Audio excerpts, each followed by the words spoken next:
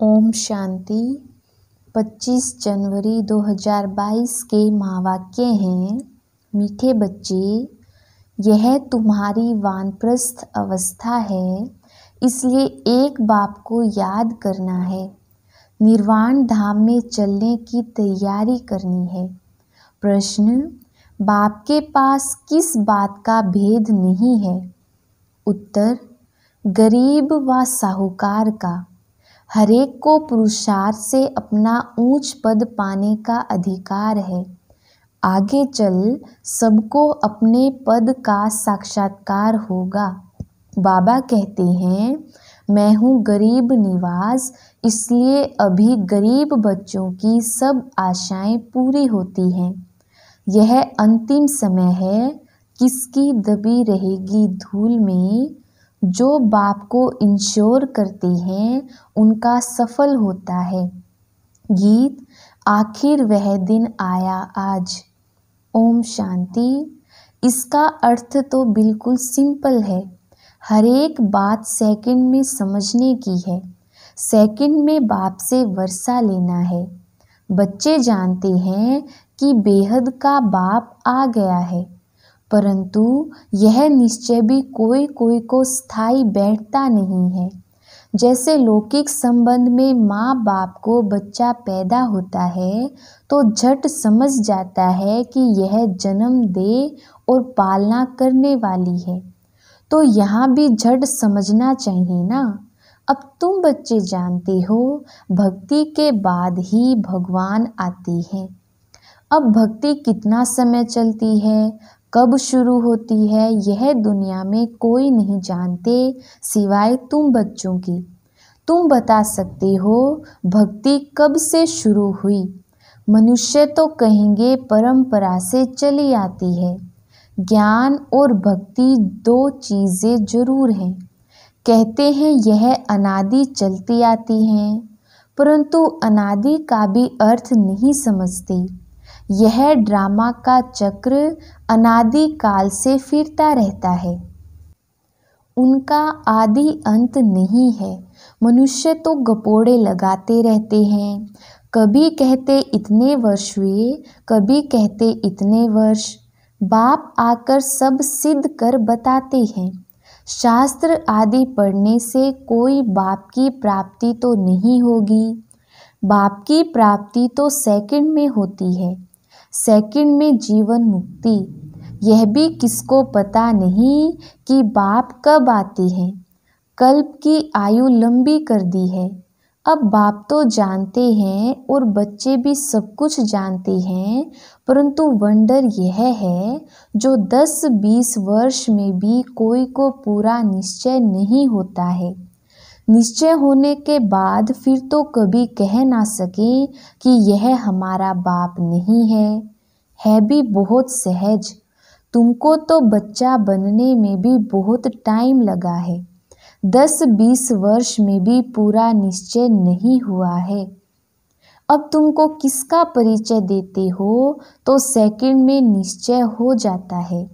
जनक की बात भी पिछाड़ी की है, क्योंकि दिन प्रतिदिन बहुत सहज होता जाता है। ऐसी अच्छी अच्छी पॉइंट्स निकलती हैं जो झट किसको निश्चय हो जाए। बाप कहते हैं, बच्चे अशरीरी भव। यह जो अनेक देह के धर्म हैं उनको छोड़ो। असूल तो एक धर्म था ना, एक से ही वृद्धि होगी ना। यह है ही वैरायटी मनुष्य सृष्टि झाड़, मनुष्यों की बात है। वैरायटी धर्मों के झाड़ को भी जानना पड़े। धर्मों की कॉन्फ्रेंस होती है, परंतु उन्हों को पता ही नहीं कि पहले पहले पूज्य धर्म कौन सा है। बुद्धि में आना चाहिए। भारत प्राचीन धर्म वाला है तो जरूर प्राचीन धर्म परमपिता परमात्मा ने ही रचा होगा। भारत में गाया भी जाता है शिव जयंती। मंदिर भी हैं ढेरों के ढेर, तो सबसे बड़े से बड़ा मंदिर बाप का है निर्वाण धाम, जहाँ हम आत्माएं भी बाप के साथ रहती हैं। मंदिर रहने का स्थान होता है ना, तो यह महत्व कितना बड़ा मंदिर है। तुम्हारी बुद्धि में आना चाहिए कि ब्रह्म तत्व जो सबसे ऊंचे ते ऊंचा मंदिर है, हम सब वहाँ के रहने वाले हैं। वहाँ सूर्य चांद नहीं होते, क्योंकि रात दिन नहीं होता। असल हमारा रूहानी मंदिर वह निर्वाण धाम है, वही शिवालय है जहाँ हम शिव बाबा के साथ रहते हैं। शिव बाबा कहते हैं, मैं उस शिवालय का रहने वाला हूँ। यह है बेहद का शिवालय। तुम शिव के बच्चे भी वहाँ रहते हो। वह है इनकॉर्पोरियल शिवालय। फिर कॉर्पोरियल में आते हैं तो यहाँ रहने का स्थान बनेगा। अभी शिव बाबा यहाँ है, इस शरीर में बैठा हुआ है।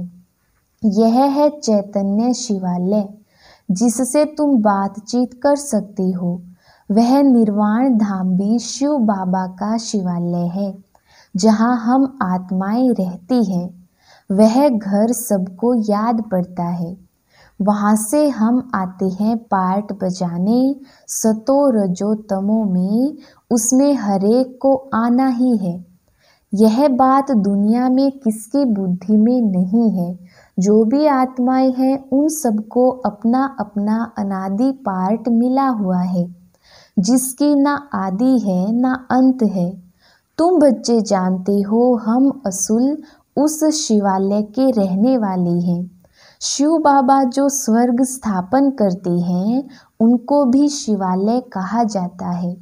शिव बाबा का स्थापन किया हुआ स्वर्ग, वहाँ भी बच्चे ही रहते हैं। उनको यह राज्य भाग्य कैसे मिला? वह है सतयुग का आदि, अभी है कलयुग का अंत। तो सतयुग में देवी देवताओं को हेवन का मालिक किसने बनाया? यहाँ भी कितने अच्छे अच्छे खंड हैं। अमेरिका सबसे फर्स्ट क्लास खंड है, बहुत पैसे वाला और ताकत वाला भी है। इस समय सबसे हाईएस्ट है। बृहस्पति की दशा बैठी हुई है, परंतु उनके साथ साथ राहु की दशा भी बैठी हुई है। इस समय राहु की दशा तो सबके ऊपर बैठी हुई है। विनाश तो सबका होना है। भारत जो सबसे साहूकार था, अब भारत गरीब है। यह सब कुछ माया का भभका है, माया का फुल फोर्स है, इसलिए मनुष्य इनको स्वर्ग समझते हैं। अमेरिका में देखो क्या लगा पड़ा है, मनुष्य आकर्षित हो जाते हैं। बॉम्बे भी देखो कितना फैशनेबल हो गया है। आगे थोड़े ही ऐसा था। माया का पूरा पंप है। कितने 8-10 मंजिल के महल बनाते हैं। स्वर्ग में थोड़े ही इतनी मंजिलें होती हैं। वहाँ डबल स्टोरी भी नहीं होती। यहाँ ही बनाते हैं क्योंकि जमीन नहीं है। जमीन का बहुत भाव बढ़ गया है, तो मनुष्य समझते हैं यही स्वर्ग है। प्लान बनाते रहते हैं, परंतु कहते हैं नर चाहत कुछ और। मनुष्य कितनी चिंता में रहते हैं। मौत तो सबके लिए है, सबके गले में मौत की फांसी है। अभी तुम भी फांसी पर हो, तुम्हारी बुद्धि वहाँ नई दुनिया में लगी हुई है। अभी सबकी वानप्रस्थ अवस्था में जाने का समय है, इसलिए बाप कहते हैं अब मुझे याद करो। मैं खुद तुमको डायरेक्शन देता हूँ कि तुम सबकी वानप्रस्थ अवस्था है। मैं सबको लेने लिए आया हूँ। मच्छरों सदृश तुम सबको जाना पड़ेगा। 84 जन्मों का चक्र पूरा हुआ, अब मुझे जीते जी याद करो। हम जीते जी स्वर्ग में जाने के लिए तैयार बैठे हैं, और कोई भी स्वर्ग में जाने के लिए तैयारी नहीं करते। अगर स्वर्ग जाने की खुशी हो तो फिर बीमारी में दवाई आदि भी ना करें। तुम जानते हो वह स्वर्ग में तो जाते नहीं हैं। अब हम स्वीट होम में जा रहे हैं। वह है गॉड फादर का होम अथवा रूहानी शिवालय। फिर सत्यु को जिस्मानी शिवालय कहा जाता है। उस स्वर्ग में जाने के लिए हम पुरुषार्थ कर रहे हैं। बाबा ने समझाया है, ब्रह्मा का दिन और ब्रह्मा की रात मशहूर है। जब रात पूरी होती है तो मैं आता हूँ। लक्ष्मी नारायण का दिन और रात नहीं कहेंगे। भल है वही, परंतु ब्रह्मा को दिन और रात का ज्ञान है। वहाँ लक्ष्मी नारायण को यह ज्ञान नहीं, इसलिए ब्रह्मा और ब्राह्मण ब्राह्मणियाँ समझते हैं कि शिव की रात्रि कब होती है। दुनिया तो इन बातों को नहीं जानती। शिव है निराकार, वह कैसे आए यह भी पूछना पड़े ना। शिव जयंती पर तुम बहुत सर्विस कर सकते हो। राजधानी स्थापन हो रही है। अभी बहुत छोटा झाड़ है और इस झाड़ को तूफान आते हैं और झाड़ों को इतने तूफान नहीं आते। उसमें तो एक के पिछाड़ी और सब आते जाते हैं। यहाँ तुम्हारा नया जन्म है। माया के तूफान भी सामने खड़े हैं और किसको तूफान का सामना नहीं करना पड़ता। यहाँ धर्म की स्थापना में माया के तूफान आते हैं। बहुत ऊंची मंजिल है। विश्व का बादशाह बनना कोई नई बात नहीं है। अनेक बार तुमने इस तूफान से पार होकर अपना राज्य भाग्य लिया है। जो जिस रीति पुरुषार्थ करता है उनका साक्षात्कार होता जाता है। जितना आगे चलेंगे तुमको साक्षात्कार होगा कि यह कौन सा पद पाएंगे।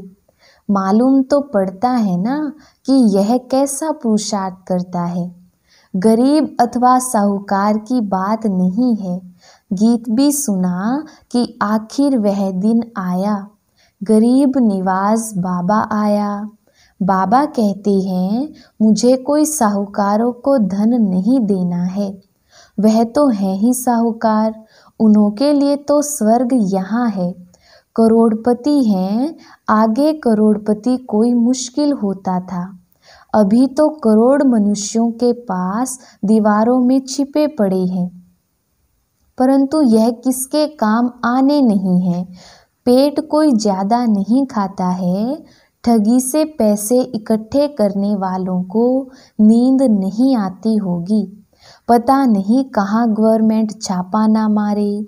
बाप कहते हैं, याद रखना यह अंतिम समय है। अब किसकी दबी रहेगी धूल में। सफली होगी साई जो खर्चे नाम धनी की।